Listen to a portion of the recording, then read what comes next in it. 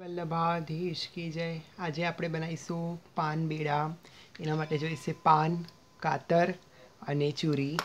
સૌપ્રથમ તો પાન લેવાનું છે અને આ રીતે એને બે ભાગ કટિંગ કરવાના છે। એમાં વચ્ચેની જે નસ છે એ કાઢી લેવાની છે। પાનમાં પણ અલગ અલગ પ્રકાર હોય, નાગરવેલના પાન, મદ્રાસી પાન, કપૂરી પાન। હવે આ એક ભાગ છે, એને સૌપ્રથમ આ રીતે ફોલ્ડ કરવો, ફરી એ જ રીતે ફોલ્ડ કરવો। જુઓ, ધ્યાન રાખવાનું કે આગળ એકદમ બંધ થઈ જવું જોઈએ, પછી જો ખુલ્લું રહી જાય તો બધી જ ચૂરી નીકળી જશે। હવે આ રીતે મહેંદીના કોણ જેવું બનાવવાનું।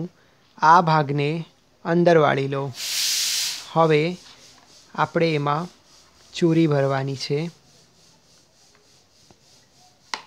આ રીતે ચૂરી ભરી અને એને દબાવી લેવાની અને આ ભાગને આ રીતે અંદરની તરફ વાળી લેવાનો।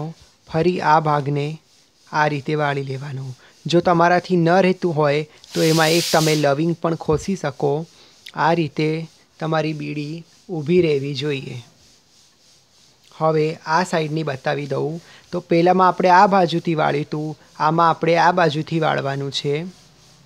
એ જ મેથડ કરવાની છે, પણ બંનેના છેડા અલગ અલગ છે।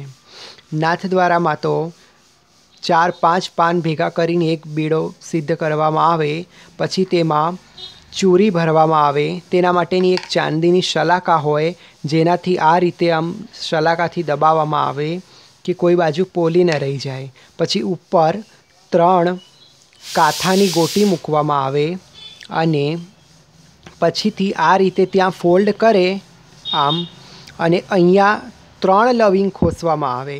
જે મુખ્ય બીડાની સેવા હોય, રાજભોગના 2 બીડા અને શયનભોગના 2 બીડા, એ રીતે 4 બીડાની મુખ્ય સેવા હોય। એ મુખ્ય બાવ આપણને સમજાવે એ રીતે કરવું। જુઓ તો આપણી આ બીડી તૈયાર છે। બીડા કહેવાય, બીડી કહેવાય। આ રીતે 2 આમ ઠાકોરજીને ધરવી। શ્રી વલ્લભાધીશ કી જય।